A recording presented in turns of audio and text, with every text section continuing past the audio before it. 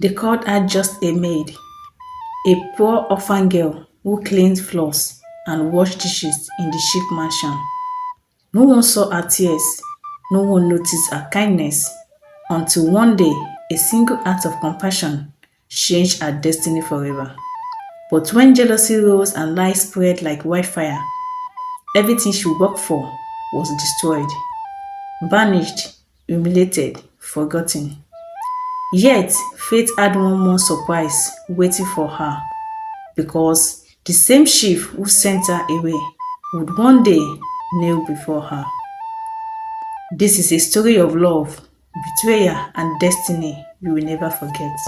In a quiet village surrounded by palm trees and red soil woods, there lived a young woman named Adetutu, a beautiful, humble, and hardworking girl. Her parents had died when she was just 16, leaving her to care for her younger brother. To survive, Adetutu took a job as a maid in the palace of Chief Olawale, one of the wealthiest and most powerful men in the land. His mansion was like a kingdom, marble floors, golden chairs, and servants running from corner to corner. But Adetutu was different. She didn't gossip like the others. She didn't envy anyone. She came to work, cleaned quietly, and always smiled even when tired of insult. Chief Olawale was a widower. His wife had died 5 years earlier, leaving behind a son named Tayo, who was studying abroad. The chief had sworn never to love again. He was respected and feared, known for his wealth, his deep voice, and his temper. No one dared to look him in the eyes for too long. But life has its mysteries. One evening, the chief returned from a long meeting. The entire household panicked. The chief was in a foul mood. Plate fell, footsteps echoed, servants trembled. Then, as he entered the living room, his eyes caught sight of Adetutu kneeling beside a broken vase, picking up the pieces with her bare hands. She wasn't begging for mercy, she was just quietly cleaning, a drop of blood running down her finger. Why didn't you call someone to help you? The chief asked, his tone softer than usual. Adetutu quickly bowed her head. Forgive me, Baba. I didn't want to disturb anyone. That was the first time Chief Olawale noticed her, not as a servant, but as a woman. The next morning, Chief asked his head maid, Mama Dupe, about the girl. She is a poor orphan, sir. Works hard, never complains, Mama Dupe replied. From that day, Adetutu's life slowly changed. The chief began noticing her small heart, how she prayed before dawn, how she shared her food with the gatekeeper children, and how she treated everyone with kindness. One afternoon, when the chief fell ill with malaria, Adetutu volunteered to care for him. She cooked his food, gave him his medicine, and stayed by his side, even when other servants avoided him. Her gentle spirit healed more than his body. It touched his heart. But not everyone was happy. The other maids began to whisper, have you seen the way the chief looks at her? She is bewitching him. She wants to replace our madam. Envy grew like wildfire. They began to plot against Adetutu. One day, the chief's gold wristwatch went missing. The jealous maid hid it under Adetutu's bed. When the chief ordered a search, the watch was found there. Adetutu, the chief thundered, is this how you repay me? Tears streamed down her face as she fell to her knees.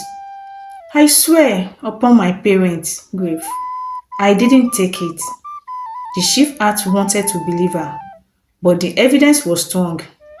He ordered her to be sent away from the mansion. Adetutu left, crying and barefoot, her heart shattered. Weeks passed. One night, the jealous maid named Bisi fell ill. In a feverish stage, she confessed everything: how they planted the wash, how they lied to destroy Adetutu. The chief was furious. He dismissed the guilty maids immediately and sent guards to find Adetutu. They found her living in a small hut, feeding her sick brother with the little food she had. When she saw the chief, she knelt down, trembling, but the chief raised her up. I wronged you, Adetutu. I should have trusted your heart. Tears filled both their eyes. After that day, the chief did something that shocked the entire village. He brought Adetutu back to the mansion, not as a maid, but as his companion.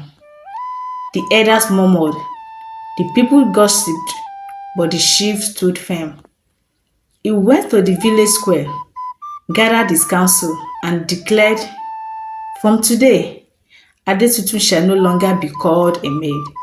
She is my chosen wife. The crowd gasped. Some mocked, some praised, but one thing was certain: love had conquered class. A few weeks later, a grand traditional wedding was held. Drums echoed through the land. Women danced, men praised, and Adetutu became Olori Adetutu, the chief's wife. Months later, the chief's son Tayo returned from abroad. When he saw Adetutu, he frowned. She was our maid, father. How can you marry her?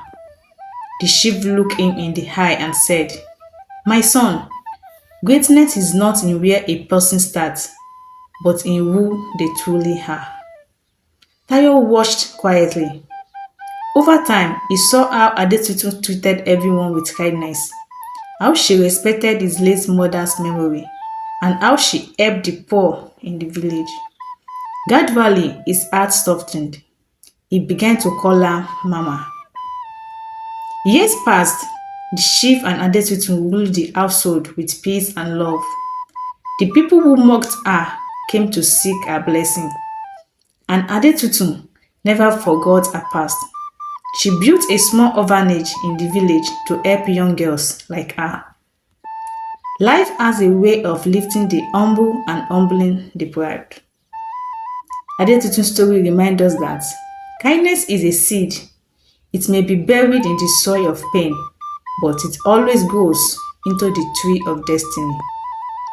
So whenever you are looked down upon, mocked, or underestimated, remember Adetutu, the maid who became the chief's wife.